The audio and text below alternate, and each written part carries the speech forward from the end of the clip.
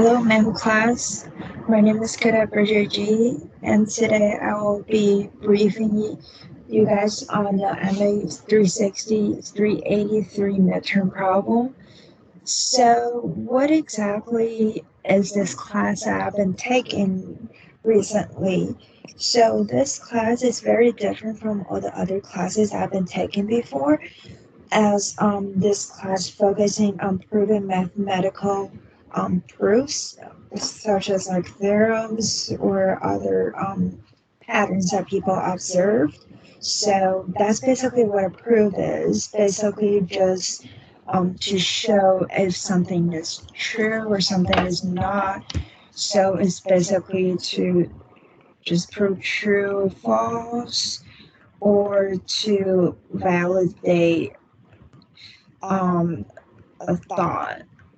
So, how is this class different from all the other math classes I've been taking before? So, before, I feel like I have been solving problems without really thinking about the problems, instead of only focusing on how to solve problems, which sometimes, like, the rules that we have been using, we don't really think about it. So, for example, if we have this triangle here, A, B, C, this is 3, this is 4, and this side is definitely 5. But however, how do you know that this theorem is actually true without we actually proving whether or not it is true? So this class is mostly focusing on behind the scene and how to developing these theorems that we usually just take for granted.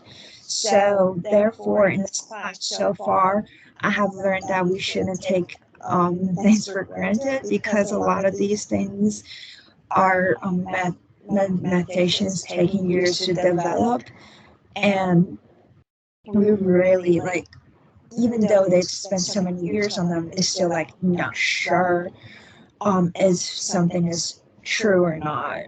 And also a second thing going off of that is we have to find out or prove almost everything by ourselves. Like we have to be suspicious of everything and keep it open minded that a lot of things might be wrong, but then it's up to us to figure out what it actually is.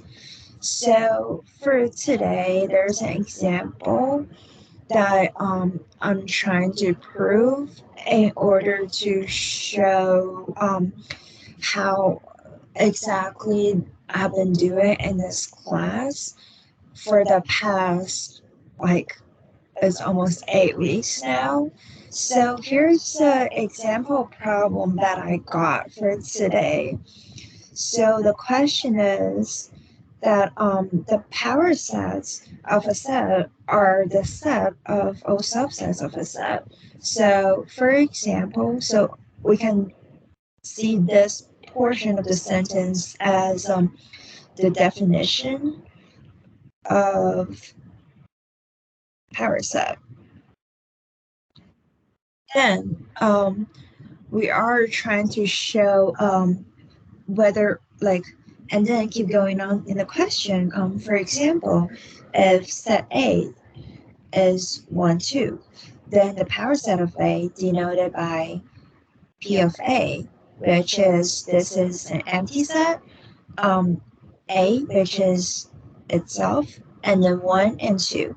So there's also a theorem that talks about how the power set includes the subset, like the empty set, this thing here, is a universal subset of all sets. So that's why this is a part of the power set.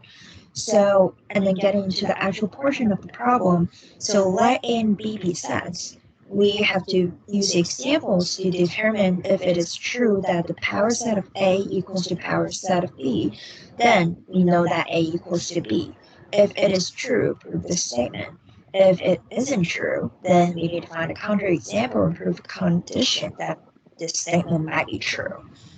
So going off of this problem, the only approach that I see right now to see whether or not the statement is true or not is to use is to find examples to prove to find examples to show that whether, or to consider like a lot of examples to show whether or not the statement is true for all the situations that we can think of, or we develop a counterexample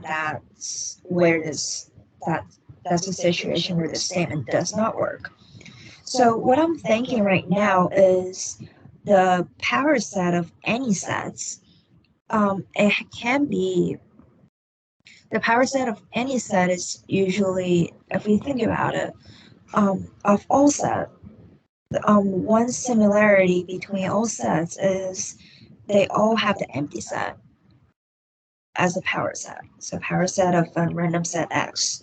So there got to be the empty set, and then there's definitely the set X itself. So if we want to see that if Px equals to Py, the counterexample would be where X does not equal to Y. But then the power set kind of guarantees that the set itself is a part of the power set. So let's write it here. So we know the power set of Y would be, for sure, like definitely would be, there's definitely a lot of other elements, but we're just assuming right now we're only looking at the empty set and the set itself. And then for P of Y, we know for the power set of P of Y has to be the empty set and the set itself, which is Y.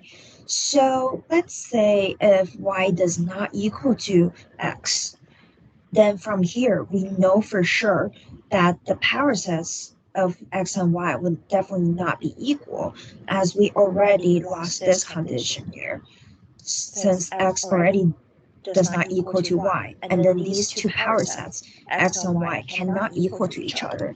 So therefore, I believe this statement then it must be true.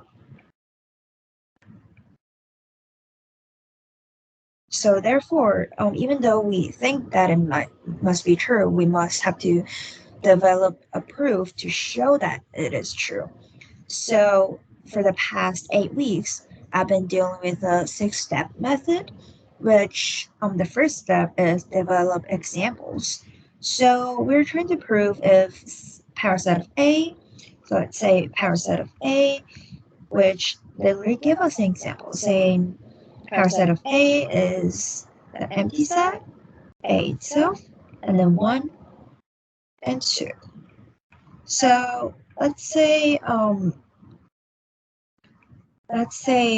PB, then we know, since PA equals to PB,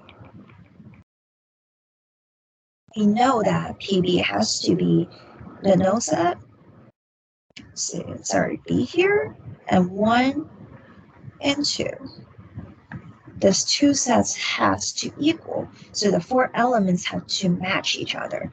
Here we see that the empty set match, 1 match, 2 match. And then for this statement to be true, since they are equal to each other, then A must equal to B.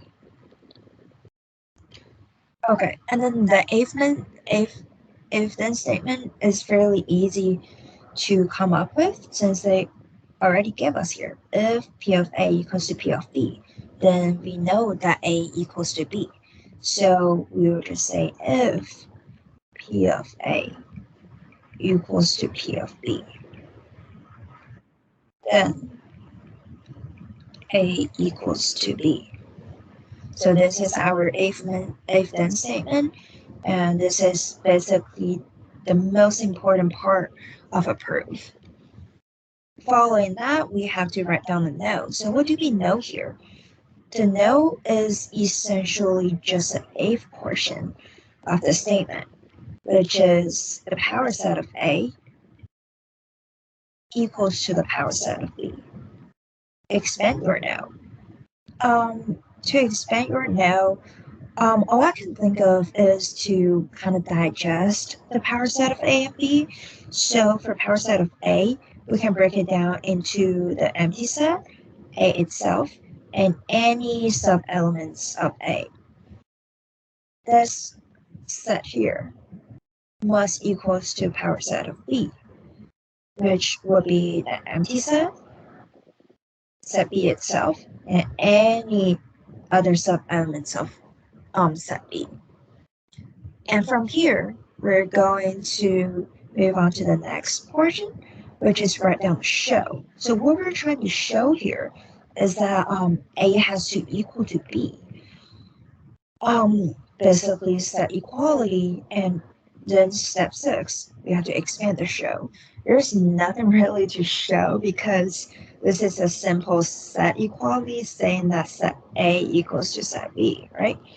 So I'm going to do the same thing as what we did back in step 4, kind of expand that every single element in A, such as A1, A2, A3, must match every single element in B. So B1, B2, B3,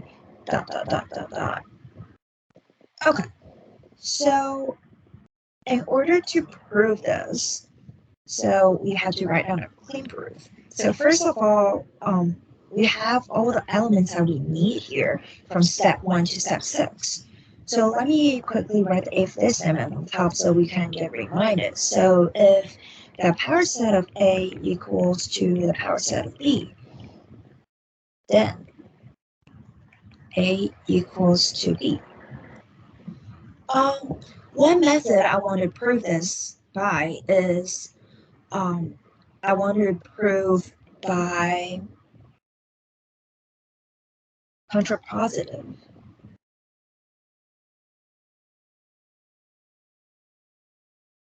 So proof by contrapositive is a proving method that, for example, you have a statement if P then Q. So, which is our statement here. We have the P, which is power set of A equals to power set of B. And then Q will be A equals to B. So proof by contrapositive states that if the negation of Q, then the negation of P. If this statement is true, then we can go back to if P then Q, and then which also says that this statement is also true. So therefore, instead of directly proving P, if P then Q, I choose to take the approach of proving if not Q, then not P. So what is our statement here then? So it will be if A does not equal to B, then power set of A not equal to power set of B. So in order to prove this, what I came up with is, so this is the statement we're trying to prove here. So first of all, assume A set A does not equals to B. Then by saying that two sets are not equal, we can assume that there is an element small a such that the small a is an A but not a B. This statement is completely acceptable since the two sets are not equal, therefore there can be elements that are part of one set but not the other. And from this statement, we can know that the A, the small a, would be a subset of big A, the set. So, however, we also know that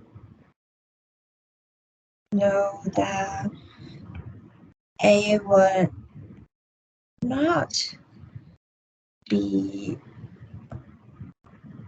a subset of B since A is not in B. So therefore, if there's a difference in their subset, then we know since A and B has a difference in their subset, then we know that the power set of A must not equal to the power set of B. This is because of the definition of power set. Of power sets. Since, as a reminder, a power set is defined by a set that is set of all subset of a set. So A is a subset of the small a is a subset of the big A. So therefore, small a would be in the subset of the big A. But however, the small a will not be a part of this power set of set B. So therefore, we have proven that the power set of A will not equal to the power set of B. So if you look at this, we know that we know that the negation of Q, which is A equal to B, leads to the negation of P, which is the power set of A, does not equal to the power set of B. Therefore, by contrapositive, know that the power set of A, if the power set of A equals to the power set of B, then A will equals to B. And this would conclude my proof here, which I draw a little square in the end to conclude my proof here. And this will also conclude my midterm part 1 video. Thank you.